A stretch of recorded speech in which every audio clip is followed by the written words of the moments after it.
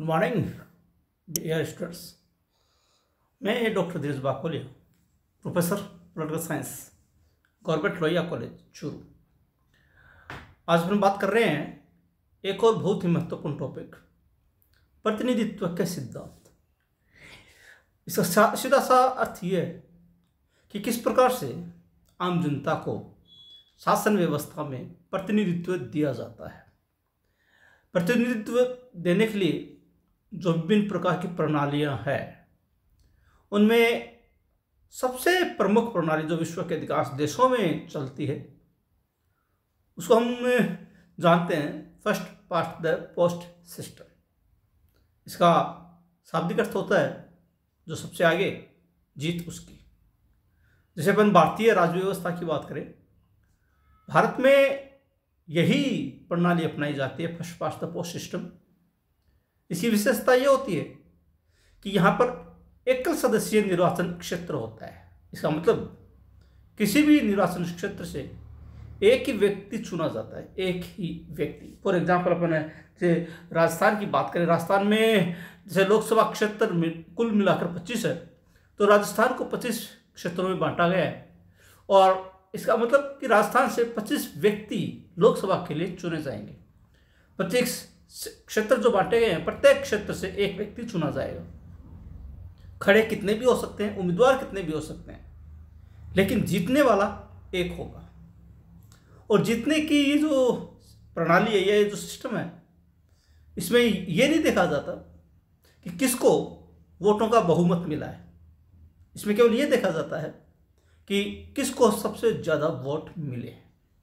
भले एक वोट ही ज़्यादा मिला हो, लेकिन एक वोट ज़्यादा लेने वाला भी जीता हुआ माना जाएगा और एक वोट कम लेने वाला पराजित माना जाएगा।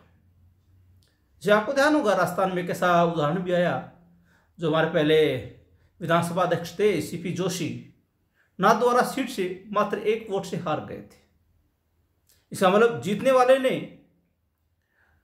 सीपी जोशी से मात्र एक वोट ज़्यादा हासिल किया था, और इस एक वोट की वजह से एक को हार का सामना करना पड़ा और दूसरा व्यक्ति जीत गया। ये इसकी सबसे बड़ी खामी है। अब अगर अब दोनों की बात की जाए तो दोनों व्यक्तियों में वोट का अंतर तो एक ही है। इसका मतलब जनता ने जो एक वोट से जीता है, उसको बहुमत तो नहीं दिया, सिर्फ एक ही वोट तो ज़्यादा मिला। बहुमत का मतलब होता है, मान लीजिए किसी एक निर्वाचन क्षेत्र से 1 लाख वोटों का प्रयोग किया गया। 1 लाख वोटों का बहुमत होता है 50,001। लेकिन अगर 8 उम्मीदवार हैं, किसी ने 20,000, किसी ने 10,000, किसी ने 15,000 ऐसे प्राप्त कर लिए, तो जो सबसे ज़्यादा वोट प्राप्त करेगा जीतेगा तो वही। कम से कम उसने बहुमत तो हासिल नहीं किया। ये हमारे इस प्रणाली की, हमारा ये जो सिस्टम है first past the post system, इसकी सबसे बड़ी खामी है। और इस खामी को दूर करने के लिए कुछ प्रणालियां प्रचलित है, जिनका उद्देश्य होता है कि आनुपातिक रूप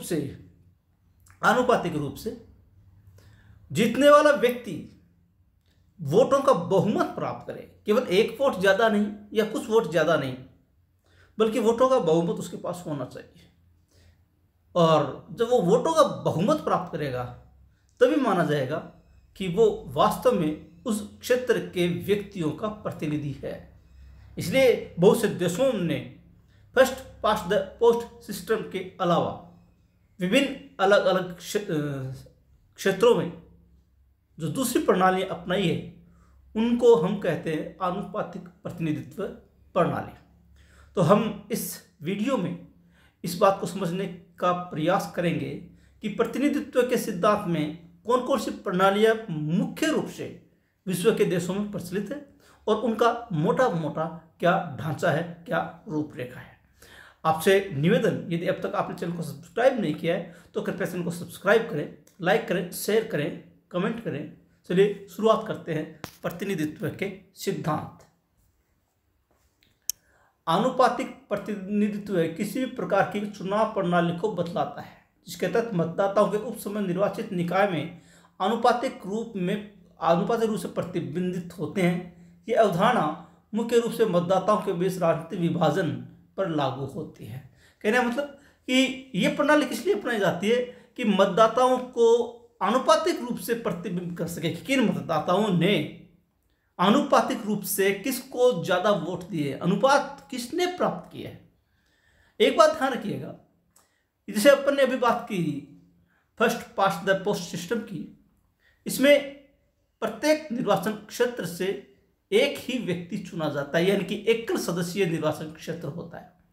लेकिन जो आनुपातिक प्रतिनिधित्व प्रणाली है उसकी सबसे बड़ी विशेषता यही है कि वहां पर एकल सदस्यीय निर्वाचन क्षेत्र के स्थान पर बहु सदस्यीय निर्वाचन क्षेत्र होता है। इसका मतलब एक जगह से एक व्यक्ति नहीं बल्कि एक से ज्यादा व्यक्ति चुने जाएंगे।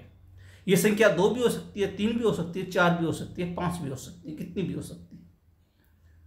और जो व्यक्ति खड़े हुए, मान लीजिए 4 सदस्यीय निर्वाचन क्षेत्र जहां से 4 उम्मीदवार चुने जाने हैं, उनको जनता ने किसको कितना अनुपात दिया है, कितने प्रतिशत मत दिए हैं, यह देखा जाता है। जो बहुमत प्राप्त कर लेता है, मतों का बहुमत, उसी को विजेता घोषित किया जाता है। इसमें यह नहीं होता कि जिसने ज्यादा वोट लिए हैं वो जीतेगा, नहीं। इसमें यह होता है कि जिसने मतों का बहुमत प्राप्त किया है वही होगा उम्मीदवार, जीता हुआ उम्मीदवार, ताकि यह कह सके कि वास्तव में वो जनता का बहुमत प्राप्त उम्मीदवार है। हमारे यहाँ बहुमत प्राप्त उम्मीदवार नहीं होता, वोट ज्यादा प्राप्त करने वाला जीतता है। यहाँ पर बहुमत प्राप्त करने वाला जीता, इसलिए मतदाताओं को इस रूप में विभाजित किया जाता है। ऐसे क्षेत्र बनाए जाते हैं जहां पर एक से ज्यादा व्यक्ति चुने जाने हैं। आनुपातिक प्रतिनिधित्व शब्द का प्रयोग जनसंख्या द्वारा निष्पक्ष प्रतिनिधित्व के लिए किया जा सकता है, जैसे कि राज्यों, क्षेत्रों आदि पर लागू होता है। हालांकि केवल जनसंख्या के आकार के संबंध में आनुपातिक प्रतिनिधित्व को चुनाव प्रणाली को आनुपातिक बनाने के लिए नहीं माना जाता, जिस तरह से शब्द का प्रयोग सामान्यतः किया जाता है। आनुपातिक प्रतिनिधित्व शब्द का प्रयोग एक जनसंख्या द्वारा इस रूप में किया जाता है जो उस क्षेत्र के मतदाता होते हैं कि वो निष्पक्ष रूप से प्रतिनिधित्व दे सके। इसका मतलब है कि जो जिसको पसंद करता है उसको वो प्रतिनिधित्व दे, जिसको पसंद करता है उसको वोट दे। और क्योंकि उसके सामने कई उम्मीदवार हैं और एक से ज्यादा उम्मीदवार चुने जाने, तो ऐसे में वो सबको वोट देता है और सबको वोट देकर अपनी पसंद के हिसाब से अपने उम्मीदवार जिताने में कामयाब हो जाता है। तो मतदाताओं के सामने सबसे बड़ी बात ये होती है कि बहुत ज़्यादा पसंदगी होती है। जैसे कि हम भारत की बात करें, भारत में चाहे 10 उम्मीदवार खड़े हों चाहे 50 उम्मीदवार खड़े हों, मतदाता जिसको पसंद करता है उसी एक ही व्यक्ति को वोट देगा, एक से ज़्यादा व्यक्ति को नहीं दे सकता, क्योंकि हमारे यहाँ एकल सदस्यीय निर्वाचन क्षेत्र है। जबकि आनुपातिक प्रतिनिधित्व प्रणाली में एकल सदस्यीय नहीं बल्कि बहुसदस्यीय निर्वाचन क्षेत्र होता है। और बहुसदस्यीय निर्वाचन क्षेत्र होता है तो इसका मतलब मतदाता एक से ज्यादा वोट देगा। जैसे अभी मैंने आपको कहा कि मान लीजिए 4 सदस्यीय निर्वाचन क्षेत्र है, इसका मतलब कितने सदस्य चुने जाएंगे? 4। तो यहां पर मतदाताओं के सामने एक व्यापक पसंदगी होती है। मान लीजिए कि निर्वाचन क्षेत्र 4 है और 20 उम्मीदवार खड़े हुए हैं, तो वोट तो एक ही माना जाएगा, लेकिन मतदाता 20 को वोट देगा, वोट एक माना जाएगा, लेकिन वोट कितनों को देगा? 20 को देगा। कैसे देगा? सबके आगे अपनी पसंद करेगा कि मैं इसको सबसे ज्यादा पसंद करता हूं, उसके आगे 1 नंबर लिखेगा, उसके बाद जिसको पसंद करता है उसके आगे 2 नंबर लिखेगा, उसके बाद जिसको पसंद करता है उसके आगे 3 नंबर लिखेगा।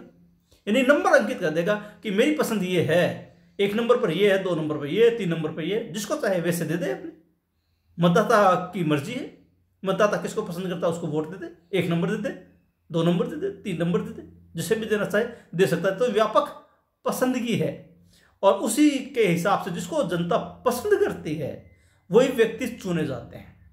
4 व्यक्ति वही चुने जाएंगे जिसको जनता ने सबसे ज्यादा पसंद किया है और जिसने जनता का बहुमत हासिल किया है। यह सबसे अहम बात है, जनता का बहुमत हासिल किया है। अभी और आपकी समझ में आएगी आगे। आनुपातिक प्रतिनिधित्व प्रणालियों में सबसे व्यापक रूप से उपयोग किए जाने वाली प्रणाली है सूची प्रणाली, जिसका उपयोग 85 देशों में किया जाता है। यानी आनुपातिक प्रतिनिधित्व प्रणाली विभिन्न प्रणालियों का एक समूह है, एक प्रणाली नहीं है, बल्कि इसमें कई तरह की प्रणालियां आती है। चुनाव प्रणाली, मतदान प्रणाली, और इस मतदान प्रणाली में सबसे जो लोकप्रिय प्रणाली है जिसका विश्व में सबसे ज्यादा उपयोग में लिया जाता है वो है सूची प्रणाली। वर्तमान में पूरे विश्व में 85 देश सूची प्रणाली के तहत चुनाव करवाते हैं। आपको आश्चर्य होगा कि अमेरिका में जो सीनेट है, जो प्रतिनिधि सभा है और जो राष्ट्रपति का निर्वाचक मंडल है, इनका चुनाव भी सूची प्रणाली से होता है।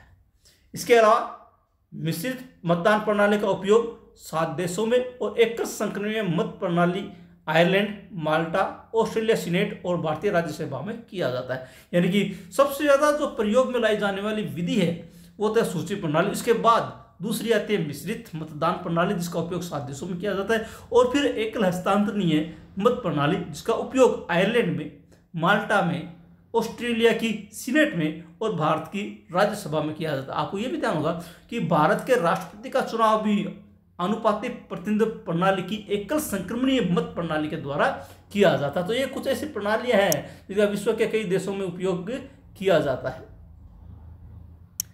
सभी अनुपातिक प्रतिनिधि प्रणाली को बहुसदस्यीय निर्वाचन क्षेत्रों की आवश्यकता होती है, जिसका अर्थ है कि एक साथ कई प्रतिनिधियों को चुनने के लिए मतदान होता है। मैं ये बात क्लियर कर चुका हूं कि हमारा जो सिस्टम है, इस सिस्टम में एक सदस्यीय निर्वाचन क्षेत्र होता है। इसका मतलब यहां से एक ही व्यक्ति चुना जाएगा, लेकिन अनुपातिक प्रतिनिधित्व प्रणाली में बहुसदस्यीय निर्वाचन क्षेत्र होते हैं। इसका मतलब उस क्षेत्र से एक नहीं बल्कि एक से ज्यादा उम्मीदवार चुने जाने, एक से ज्यादा प्रतिनिधि चुने जाने होते। पुलिंग विभिन्न बहुसदस्यीय क्षेत्रों, एकल संक्रमणीय और सूची प्रणाली या एकल देशव्यापी बड़े जिलों में की जा सकती है। पुलिंग का मतलब आपस में जोड़ना। कई जो निर्वाचन क्षेत्र होते हैं उनको आपस में जोड़ दिया जाता है ताकि वहां एक से ज्यादा उम्मीदवार खड़े हो सके। फॉर एग्जाम्पल अपन जैसे राजस्थान की बात करें, राजस्थान में जैसे राजस्थान की विधानसभा है 200 सदस्य। इसका मतलब राजस्थान से 200 प्रतिनिधि चुने जाने हैं विधानसभा के। इसलिए राजस्थान को 200 विधानसभा क्षेत्रों में बांटा गया। अब चूरू जिले की बात करें, चूरू जिले में 6 विधानसभा क्षेत्र है। चूरू, सरदासर, तारानगर, राजगढ़, रतनगढ़ और सुजानगढ़। अब मान लीजिए यहां से अलग अलग 6 चुने जाने, अगर उनको जोड़ दिया जाए आपस में तो यह हो जाएगा एक बहुसदस्यीय निर्वाचन क्षेत्र। चूरू बहुसदस्यीय निर्वाचन क्षेत्र, यहां से 6 सदस्य चुने जाएंगे और प्रत्येक मतदाता मतपत्र, याद रखिएगा मतपत्र का नाम लिया मैंने, वोट ईवीएम का नाम नहीं लिया, मतपत्र पर अपनी पसंद अंकित कर देगा। यानी कि हमने चूरू जिले की सभी विधानसभा क्षेत्रों को आपस में जोड़ दिया, इसको कहते हैं पुलिंग। अब एक हमने बहुसदस्यीय निर्वाचन क्षेत्र बना दिया चूरू। अब इस चूरू के लिए वोटिंग होगी और इसमें प्रत्येक क्षेत्र के हिसाब से मतदाता अपने प्रतिनिधियों को चुन लेंगे। जिसको वोटों का बहुमत प्राप्त होगा वो 6 उम्मीदवार चुन लिए जाएंगे। और वो 6 उम्मीदवार कहीं से भी हो सकते हैं, किसी भी क्षेत्र से हो सकते हैं। ये जरूरी नहीं कि वो सुजानगढ़ के ही हो, ये जरूरी नहीं कि वो रतनगढ़ के ही हो, कहीं से भी हो सकते हैं। मतदाताओं की पसंद ही है कि वो किसी को भी चुन सकते हैं, लेकिन चुनने के बाद वो उस क्षेत्र विशेष का माना जाएगा। उदाहरण के लिए अंगोला में 100 से अधिक सदस्यों को चुनने के लिए वोटों की देशव्यापी पूलिंग का उपयोग किया जाता है। यानी कि अंगोला जो एक अफ्रीकन कंट्री है, वहां 100 से ज्यादा सदस्य चुनने के लिए पूरे अंगोला को वोटों के आधार पर एक साथ जोड़ दिया जाता है। ये पूरे अंगोला में एक साथ वोटिंग होगी और एक ही मतपत्र होगा। उस मतपत्र पर ही सारे उम्मीदवारों के नाम होंगे और उसी के हिसाब से लोग मतदाता जो है मत देंगे और उसी के हिसाब से प्रतिनिधि चुने जाएंगे। ये पुलिंग है, आपस में जोड़ देना। इस प्रणाली में दोष और जटिलता होने के कारण इसे व्यापक रूप से प्रयुक्त नहीं किया गया। जहां इसका प्रयोग किया गया वहां सीमित प्रयोग ही हुआ। फ्रांस, इटली, वाइमर, जर्मनी और ऑस्ट्रेलिया में इसका प्रयोग किया गया। समस्या ये है कि इस प्रणाली को आसानी से समझा नहीं जा सकता, थोड़ी सी जटिलता इसमें ज़्यादा है। और आप देख लीजिए कि भारत जैसे विश्व के सबसे बड़े लोकतंत्र में भी इसको नहीं अपनाया गया। केवल हमने एक ही लेवल राष्ट्रपति के चुनाव में या राज्यसभा के चुनाव में इसे अपनाया है, क्योंकि वहाँ पर हमारे चुने हुए प्रतिनिधि मौजूद होते हैं, वही वोटिंग करते हैं। लेकिन आम जनता चूंकि इसको समझ नहीं पाती, इसलिए आम जनता के लिए इस सिस्टम को अपनाया जाना संभव नहीं होता। और यही कारण है कि इसको जहां भी अपनाया गया बहुत ही सीमित लेवल पर अपनाया गया और बहुत से देशों ने इसको छोड़ भी दिया है। इसलिए इस प्रणाली में दोष ज़्यादा होने के कारण से इसको बड़े स्तर पर लागू करना संभव नहीं होता। अब समझिए आनुपातिक प्रतिनिधित्व प्रणाली, इसके 2 रूप है, एकल संक्रमणीय मत प्रणाली और सूची प्रणाली। यानी आनुपातिक प्रतिनिधित्व प्रणाली मोटे रूप में हम 2 प्रणालियों की बात करेंगे। एक तो एकल संक्रमणीय मत प्रणाली और एक सूची प्रणाली। मैंने अभी आपको कहा कि एकल संक्रमणीय मत प्रणाली का प्रयोग भारतीय राष्ट्रपति चुनाव में भी होता है और साथ ही साथ राज्यसभा के सदस्यों के चुनाव में भी होता है। एकल संक्रमणीय मत प्रणाली, इसको हेयर प्रणाली भी कहा जाता है और इसको एंड्रे प्रणाली भी कहा जाता है। इस प्रणाली के लिए बहुसदस्यीय निर्वाचन क्षेत्र आवश्यक है। ये पहली बात क्लियर है कि यहाँ से एकल सदस्य निर्वाचन क्षेत्र नहीं होगा, यानी कि एक व्यक्ति नहीं चुना जाएगा, बल्कि बहुसदस्यीय निर्वाचन क्षेत्र होंगे, यानी कि एक से ज्यादा व्यक्ति चुने जाएंगे। प्रत्येक मतदाता केवल एक ही मत देगा, याद रखिएगा, वोट एक ही माना जाएगा। मतपत्र एक दिया जाएगा, उसका वोट एक माना जाएगा, लेकिन वो सबको वोट देगा। कैसे? और मतपत्र पर उम्मीदवार के नाम के आगे अपनी पसंद 1, 2, 3, 4 आदि अंकित करें। अभी मैंने जैसे कहा कि मान लीजिए कि किसी निर्वाचन क्षेत्र से 10 उम्मीदवार खड़े हुए हैं, 4 उम्मीदवार जीतने हैं, 4 सदस्यीय निर्वाचन क्षेत्र है, 10 उम्मीदवार खड़े, वो 10 को वोट देगा। देगा कैसे? प्रत्येक के आगे क्रम से पेन से लिखेगा, जिसको सबसे ज़्यादा वोट करता है, पसंद करता है, 1 नंबर लिख देगा, जिसको उसके बाद पसंद करता है 2 नंबर लिख देगा, जिसको उसके बाद पसंद करता है 3 नंबर लिख देगा। नंबर अंकित करेगा, मेरी पसंद ये है, मैं इसको 1 नंबर पर, मैं इसको 2 नंबर पर, मैं इसको 3 नंबर पर, मैं इसको 4 नंबर पर पसंद करता हूँ, पसंद देगा। वोट तो सबको देगा, लेकिन वोट एक माना जाएगा। जीतने के लिए प्रत्याशी को मत कोटा प्राप्त करना आवश्यक होगा। यह नहीं देखा जाता इसमें कि किसने सबसे ज्यादा वोट प्राप्त किए हैं, इसमें यह देखा जाता है कि मत कोटा किसने प्राप्त किया। मत कोटा प्राप्त करने वाला ही विजेता होगा। मत कोटा कैसे निकाला जाता है, इसका एक तरीका है मत कोटा निकालने के लिए डाले गए वैध मतों की संख्या में चुने जाने वाले सदस्यों की संख्या के 1 से अधिक से विभाजित किया जाएगा। एक बार समझिएगा आप कि मत कोटा कैसे निकाला जाता है। मत कोटा निकालने के लिए पहले वोटों की गिनती होगी, ध्यान रखिएगा, पहले वोटों की गिनती होगी। वोटों की गिनती कैसे होगी? सबसे पहले अवैध वोट निकाल दिए जाएंगे कि ये इनवैलिड वोट है, किसी भी तरीके से इनवैलिड हो। मान लो कि उसने किसी को भी पसंद नहीं दी हो, मान लो कि उसने सबको 1-1 नंबर पर दे दिया हो, तो ऐसे वोट क्या माने जाएंगे? अवैध माने जाएंगे, उनको निकाल दिया जाएगा। अब अवैध को निकालने के बाद हमारे पास क्या बचा है? वैध मत, जो सही है, जो वैलिड है। अब वैलिड मतों को गिना जाएगा कि मान लीजिए इतने वोट हैं।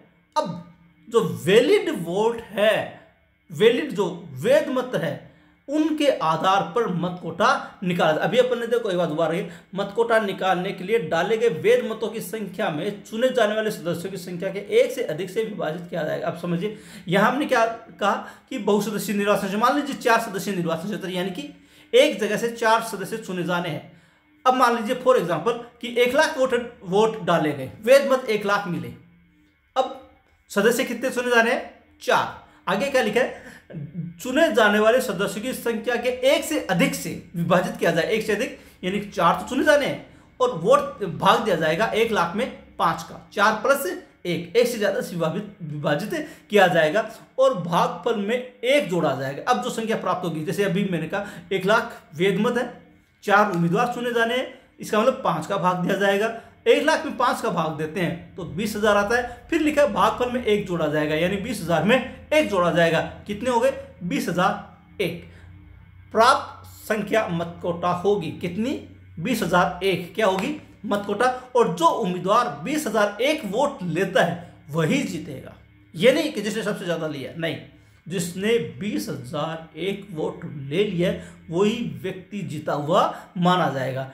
इसका सूत्र है डाले गए वैध मतों की संख्या अपॉन निर्वाचित होने वाले प्रतिनिधियों की संख्या +1 = भागफल +1, यानी कि भागफल जो भी प्राप्त हुआ उसमें 1 और जोड़ दिया जाएगा। जैसे 20,000 प्राप्त हुआ उसमें 1 और जोड़ दिया जाएगा। 20,001 निर्वाचित होने के लिए आवश्यक रूप से चाहिए। अब इसको समझिएगा उदाहरण समेत। जैसे यदि 4 सदस्य वाले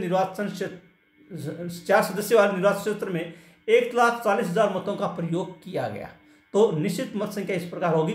1,40,000 में भाग देंगे 4 + 1 का, संख्या आएगी 28,000, इसमें 1 जोड़ेंगे और मत कोटा हो जाएगा 28,001। यानी कि अगर 1,40,000 वोटों का प्रयोग किया गया किसी 4 सदस्यीय निर्वाचन क्षेत्र से, इसका मतलब जीतने वाले उम्मीदवार को 28,001 वोट प्राप्त करना होगा। इस प्रकार जो उम्मीदवार पहली पसंद या हस्तांतरण के बाद 28,001 वोट प्राप्त कर लेगा वो निर्वाचित माना जाएगा। यदि उम्मीदवार पहली गणना में मत कोटा प्राप्त कर लेता है तो विजयी माना जाएगा, अन्यथा द्वितीय पसंद के मतों का हस्तांतरण किया जाएगा। अब इस बात को समझिएगा थोड़ा सा। सबसे पहले एक नंबर के वोट गिने जाएंगे, यानी कि किस मतदाता ने, यानी मतदाता ने किस किस उम्मीदवार को एक एक नंबर दिया है, एक एक नंबर, जिसको एक एक नंबर दिया जाएगा उनको छांट लिया जाएगा। अब जब एक एक नंबर दिया उनको छांट लिया गया, अब उनकी गिनती होगी एक नंबर प्राप्त करने वालों की। अब जिसने भी 28,001 वोट प्राप्त किया उसको विजेता घोषित कर दिया जाएगा। अगर 28,001 वोट प्राप्त नहीं किया, अब क्या होगा, जिसने सबसे कम वोट दिए हैं पहले उसके वोटों को हटाया जाएगा। उसके वोटों में यह देखा जाएगा कि इस एक नंबर वाले को अन्य मतदाताओं ने अन्य वोटों में जिसको हटा रहे हैं उसमें 2 नंबर किसने दिए हैं। जितने उसके 2 नंबर के वोट होंगे वो उसके खाते में डाल दिए जाएंगे, जिनके 2 नंबर के वोट होंगे वो उसके खाते में डाल दिए जाएंगे। उस एक को हटा दिया जाएगा, फिर गणना की जाएगी। यदि उसने कोटा प्राप्त कर लिया तो उसको विजयी घोषित कर दिया जाएगा। यदि वो कोटा प्राप्त नहीं किया तो फिर अगला होगा जिसको सबसे कम वोट मिले हैं उसके वोटों को लिया जाएगा। और अब इसमें देखा जाएगा कि 3 नंबर कितने मिले हैं इस एक एक नंबर को प्राप्त करने वाले, वो वोट उनके खाते में फिर डाल दिए जाएंगे। इसलिए इसको कहा जाता है एकल संक्रमणीय मत प्रणाली, यानी कि एक से दूसरे के खाते में वोटों का संक्रमण यानी कि हस्तांतरण, एकल हस्तांतरणीय मत प्रणाली भी कहा जाता है। और इसी कारण से कहा जाता है कि एक के खाते से दूसरे के खाते में वोटों का हस्तांतरण किया जाता है।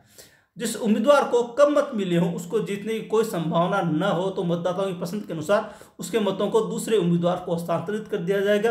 प्रक्रिया तब तक चलेगी जब तक निश्चित संख्या में उम्मीदवार नहीं चुने जाते। यह प्रक्रिया चलती रहेगी। 4 सदस्य हमें प्राप्त करने हैं और जो सबसे कम वोट मिले हैं उनको हटाया जाएगा, उनके वोटों को दूसरे के खातों में डाला जाएगा और मतों को गिना जाएगा। और ये प्रक्रिया तब तक चलेगी जब तक कि 4 उम्मीदवार चुन लिए नहीं जाते। दूसरी है सूची प्रणाली। इसमें भी निर्वाचन क्षेत्र बहुसदस्यीय होना आवश्यक है। दोनों बातें एक ही है। एकल संक्रमणीय मत प्रणाली में भी बहुसदस्यीय होते हैं और सूची प्रणाली में भी बहुसदस्यीय होते हैं, यानी कि एक क्षेत्र से एक से ज्यादा उम्मीदवार चुने जाने हैं। इसमें उम्मीदवारों की सूची राजनीतिक दलों के आधार पर निकाली जाती है। इसमें और उसमें एक अंतर है। एकल संक्रमणीय मत प्रणाली में उम्मीदवार होते हैं, सूची प्रणाली में उम्मीदवार नहीं होते हैं, बल्कि सूची होती है किसकी, राजनीतिक दलों की। राजनीतिक दल, प्रत्येक राजनीतिक दल अपने उम्मीदवारों की एक सूची जारी कर देता है। उस सूची के अनुसार मतपत्र में दलों के नाम होते हैं, मतपत्र में उम्मीदवारों के नाम नहीं होते। एकल संक्रमण मत प्रणाली में तो उम्मीदवार के नाम होते हैं, सूची प्रणाली में उम्मीदवार के नहीं होते बल्कि राजनीतिक दल के नाम होते हैं।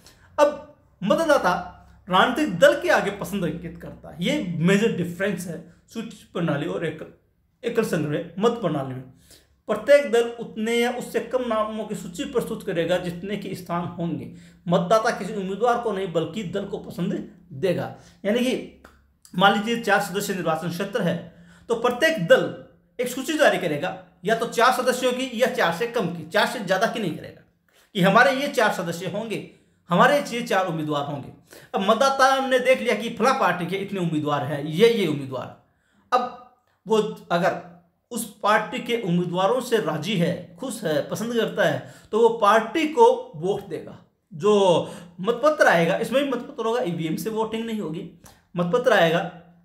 एकल संक्रमणीय में उम्मीदवार के नाम के आगे पसंद लिखी गई थी 1 2 3 4, इसमें दल के नाम के आगे पसंद लिखेगा 1 2 3 4, जो भी जितने भी प्रकार के दल खड़े होंगे।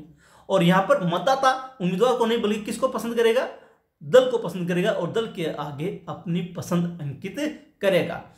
इस प्रणाली में निश्चित मत संख्या कोटा उसी प्रकार निकाली जाती है जिस प्रकार एकल संक्रमणीय मत प्रणाली में निकाली जाती है। अभी अपन ने एकल संक्रमणीय मत प्रणाली में एक मत कोटा निकालने का सूत्र देखा, जिसमें जितने वैध मत पाए गए हैं उन वैध मतों की संख्या में जितने सदस्य चुने जाने हैं उनकी संख्या में 1 जोड़कर भाग दिया जाता है। जो संख्या प्राप्त होती है उस संख्या में 1 जोड़ा जाता है और यह संख्या मत कोटा होती है। और जीतने वाले दल को उतने मत प्राप्त करने आवश्यक होते हैं। जिस अनुपात में दलों ने मतों के अनुपात को प्राप्त किया है उसी अनुपात में दलों को स्थान प्राप्त होते हैं। अब जब उम्मीदवार ने दल के आगे अपनी पसंद अंकित कर दी, हमने मतकोटा निकाल लिया। मतकोटा निकालने के बाद जब हमने मतों की गणना की, अब यह देखा जाता है कि किस दल को कितने वोट मिले हैं। जिस अनुपात में वोट मिले उसी अनुपात में उसको स्थान प्राप्त होंगे। उदाहरण के लिए मान लीजिए कि 4 सदस्यीय निर्वाचन क्षेत्र से भाजपा, कांग्रेस और आम आदमी पार्टी ने उम्मीदवार खड़े किए। इन दलों को इस प्रकार मत प्राप्त हैं। यहाँ पर भी हमने एग्जाम्पल क्या लिया है, 4 सदस्यीय निर्वाचन क्षेत्र, और 4 सदस्यीय निर्वाचन क्षेत्र ने कितने दलों ने अपने उम्मीदवार खड़े किए। हमने यहाँ एग्जाम्पल लिए 3 का, भाजपा, कांग्रेस और आम आदमी पार्टी ने अपने उम्मीदवार खड़े किए हैं। अब आगे देखिए, भाजपा को 80,000, कांग्रेस को 60,000 और आपको 40,000 प्राप्त होते हैं। ये वोट प्राप्त हैं। भाजपा को कितने मिले, 80,000 वोट, कांग्रेस को मिले 60,000 वोट और आम आदमी पार्टी को मिले 40,000 वोट। अब मत कोटा निकालेंगे। ये जो वोट है ये वैध मत है। अब मत कोटा निकालने के लिए 80,000 प्लस 60,000 प्लस 40,000 कुल कितने वोट हो गए, 1,80,000। अब 1,80,000 प्लस 1,80,000 भाग देंगे 4 + 1 यानी 5 का। मत संख्या क्या आई, 36,000, इसमें 1 जोड़ा, मतकोटा कितना हुआ, 36,001 निश्चित मतकोटा हुआ। इस आधार पर भाजपा को 2, कांग्रेस को 1 और आम आदमी पार्टी को 1 स्थान प्राप्त होंगे। भाजपा को 2 कैसे मिले, मतकोटा कितना है 36,001, भाजपा को कितने मिले 80,000, यानी कि 36,000 प्लस 36,000 अगर अपन जोड़ते हैं तो 72,002 होते हैं और भाजपा को मिले 80,000। इसका मतलब उसके 2 उम्मीदवार जीते हैं। कांग्रेस को कितने मिले 60,000, यानी 36,000 का 1 है, 60,000 मिले, 72,000 मिलते तो इसके भी 2 हो जाते। तो यहां पर इसको कांग्रेस को कितने मिले, 1 उम्मीदवार। आम आदमी पार्टी में मिले 40,000, मतकोटा कितना है 36,001, इसको 36,000 से ज्यादा वोट मिले, इसका 1 उम्मीदवार। अगर इसके भी बेहतर मिलते तो इसको 2 उम्मीदवार इसके जीत जाते। इसलिए मतकोटा अनुपात में जैसा भी प्राप्त होता है उतने स्थान प्राप्त होते हैं। अब जैसे भाजपा के 2 व्यक्ति चुने तो भाजपा ने जो 4 लोगों की सूची जारी की थी उनमें 1 नंबर और 2 नंबर के जो उम्मीदवार होंगे उनको विधानसभा में भेज दिया जाएगा। मान लीजिए किसी कारण से भाजपा को जो 2 उम्मीदवार भेजे गए हैं उनमें कोई सीट रिक्त हो जाती है, खाली हो जाती है किसी भी कारण से। मान लीजिए जो 2 उम्मीदवार भेजे थे उनमें से एक ने इस्तीफा दे दिया। अब भाजपा के पास 2 और उम्मीदवार बचे हैं जिनकी सूची उसने जारी की थी, तो अगले उम्मीदवार को विधानसभा में भेज दिया जाएगा। यहाँ उपचुनाव नहीं होते। हमारे सिस्टम में उपचुनाव होता है, किसी कारण से सीट रिक्त हो जाती है, हम दोबारा चुनाव करवाते हैं, जैसे अभी राजस्थान में हो रहे हैं। यहाँ पर उपचुनाव नहीं होता, कोई कारण से सीट रिक्त होती है, बाकी समय के लिए अगले उम्मीदवार को जो सूची में से होता है उसमें से विधानसभा में भेज दिया जाता है।